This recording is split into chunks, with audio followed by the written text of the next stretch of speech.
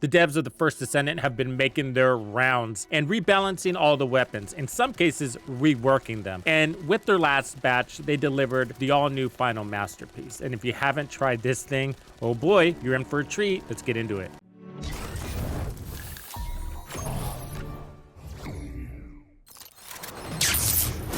Tux makes it exciting! I'm using the final masterpiece with a Gley build I put together. I'm going to share both of these for you, and I'm using it to clear 400% infiltrations solo, and it's an absolute blast. I'm telling you, I'm having fun with this. And it's actually the first time I'm doing an unlimited ammo build with Gley, because the final masterpiece inspired me to do so because of all the value it brings. It basically turns Gley into an unlimited status effect dealer that doesn't require mana. It requires bullets, and she has unlimited amounts of those. And it is extremely tanky, almost unkillable. The final masterpiece is a handgun. It's got 20 rounds in the mag at a fire rate of 500, at least the way I have it set up. And I have crit damage, crit rate, toxic attack, and firearm attack.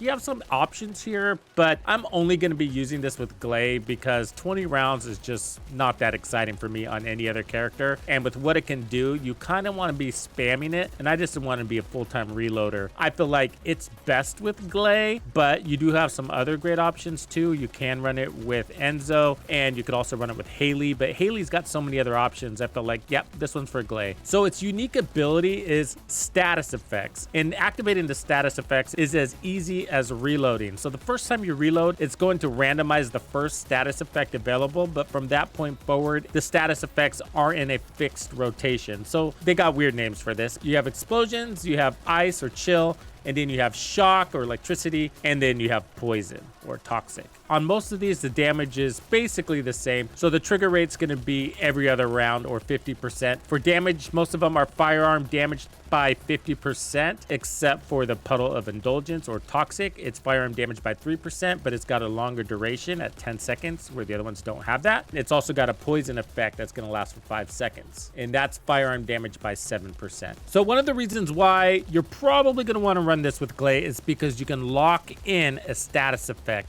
because of how her skills work. So just before you reload, if you refresh her number 3, that gives her unlimited ammo, then you never actually reload and thereby can maintain the status effect that you prefer. But if you want to change it up, then at that point when your number 3 duration is up, which is every 9 to 10 seconds, then just actually reload, swap your status effect, and then lock in the next one for as long as you want. And no other Descendant can do that, so that's pretty cool. Okay, what's easily overlooked about this weapon isn't just the status effects, but it's the utility that the status effects applies is unlike any other status effects I've seen in the game so far. Using shock just as an example, you can actually shoot targets around the corner because of how the shock works, and you don't need to actually be hitting a target to inflict shock on other targets. So you can shoot at a wall or a corner or at the ground, and the electricity will work its way around the corner and hit the nearest target, multiple targets. So you can unload your full mag at the wall and be taking out targets around the corner. That's just really unique.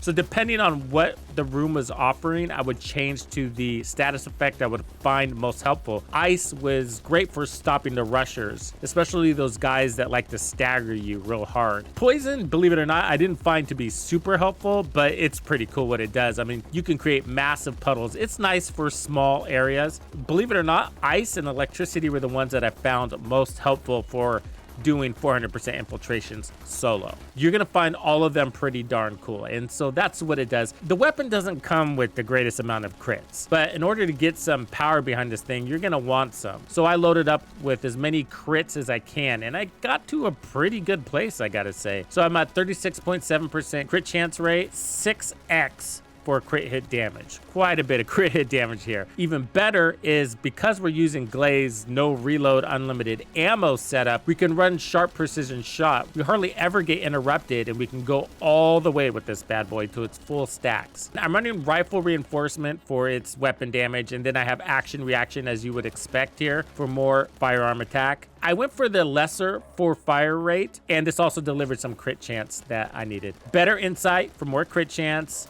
better concentration for more crit damage, and then concentration priority, because you're not reloading enough for this reload modifier to really affect you. Crit hit damage at 120%, so it's really only benefit. I went with edging shot to boost the crit chance even more. That gives me 43% at a cost of 15% weapon damage. But because of sharp precision shot and some of the other things I got going on in the build, it's not really a detriment. Plus, the damage on the weapon itself is quite low, so 15% isn't really much. The next two slots are sort of dealer's choice. I decided to go for weak point damage. If you're setting up this weapon for other descendants, then you might choose to take a larger mag. But because we have unlimited ammo and practically no reloads, I didn't need to do that. So there wasn't much left for me to do. I do have toxic damage coming from the weapon stats, so I didn't really need to put an elemental damage here, although it's still an option. But I decided just to take weak point damage and make those headshots hurt even more. That also gave me a little bit more crit damage. For Gley's setup, I decided to make her very tanky, and we had a lot of room to do that. So this is a very strong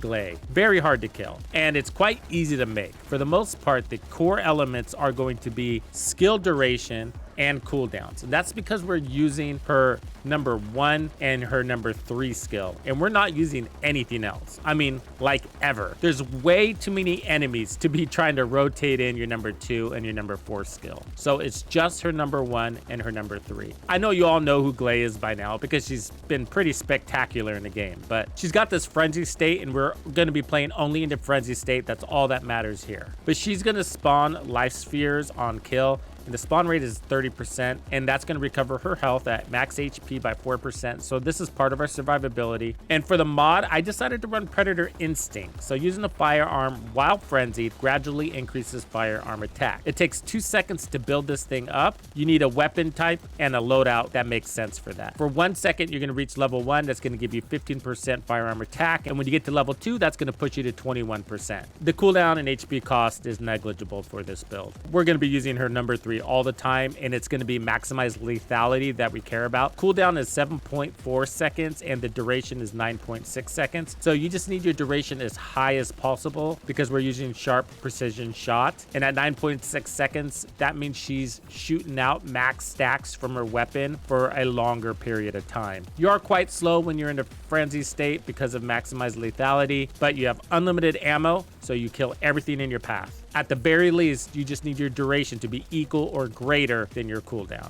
As far as HP cost, it's going to be negligible. So let's start with getting our cooldowns as low as possible. So we're going to use every cooldown mod that we have available for builds. That all starts with Nimble Fingers, which is going to give us 25% cooldown. MP Conversion, that's going to drive down cooldowns another 36.5% at a cost of 15% MP. You know what's cool about Gley? She doesn't use MP. We're going to want to take advantage of that fact. She also doesn't have shields, so we don't mind losing those either. And we're not using any skill damage, so we're not worried about that either. That makes this build quite easy.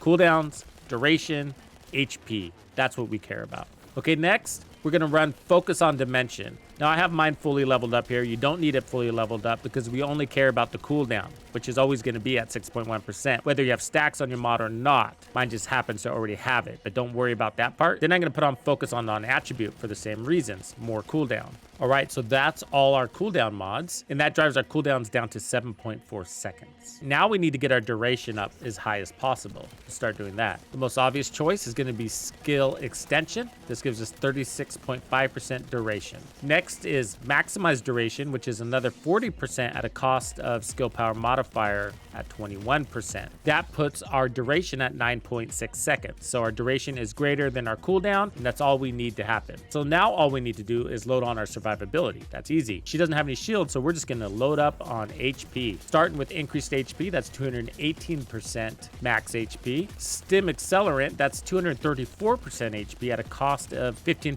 MP, but we don't need MP, so that's awesome. And finally, I'm running HP Collector, which is going to give us back 9% of max HP on kill, and the cooldown is every 2 seconds. Since we are slaying thousands of enemies, that's going to be really handy. Between that and the consumables on the floor, it's going to feel like you're invincible. The last one is a flexible slot, sort of, but what really makes sense there for what we're doing is running Shot Focus. So that's going to increase our firearm attack by 15% and our skill power modifier by negative 15%. but we're not using our skills. So cool. So between shot focus and predator instinct, we're picking up more damage. That's going to make up for any damage sacrifices we accepted on the guns mods, balancing it out. You can run any reactor you want with this build. What's really going to help you is getting the right sub attributes. So skill duration and cooldown are best here. And as far as external components, what's important is that you load up on HP. I went with the invaded auxiliary power for max HP. You can get this from Deathstalker. And I'm running the frozen heart sensor because it's got an elevated HP at 646. HP recovery and consumable drop rate increase modifiers are amazing for her. So try to get those. Consumable drop rate, you're looking for those health packs. And the HP recovery modifier is going to make them more potent. 2 pieces of annihilation is also a nice complement to the build. So that's going to give you an additional 5.7 skill duration. Not absolutely required, but why not? The longer you can shoot without reloading, the more out of shot focus you're going to get. Max HP and defense here. Item acquisition distance is really helpful for the processor, otherwise max HP. Our total cooldown is at 81.6 out of a possible 90. Skill duration is at 92.7. Crits on the gun, we sit at almost 40% at almost 7% crit hit damage. So a really nice ratio, I gotta say. The final masterpiece isn't the strongest gun on the block, but when you pair it up with Gley, it has the sustained damage that you need to be able to complete 400% infiltrations solo. And the status effects is actually probably more important than damage for her, I think, because those rushers, I mean, they really come at you and they stagger you, and that can keep you from doing simple tasks like reloading. And when you get staggered, sometimes you get bum rushed by like 50 enemies all at the same time. And so those little moments that status effects buy you add up to a lot. And I think that's why this is an excellent pairing, the final masterpiece with Gley. Thank you for hanging out with me. My name is Tuxedo Bandido. That's Tito Bandido. One and only. And this was another episode of The First Descendant. If you found this video helpful, subscribe, like, and turn on notifications to ensure you don't miss out on the fantastic experiences waiting for you in The First Descendant. And if you like videos like this, check out the one I have recommended for you right here. If you have anything you want to see covered, be sure to let me know in the comments below. And thank you to all the channel members and donors who make everything possible. Tux Nation wouldn't be without you. When you buy or download anything for The First Descendant, be sure to use Tux's creator code to support the channel. Easy peasy.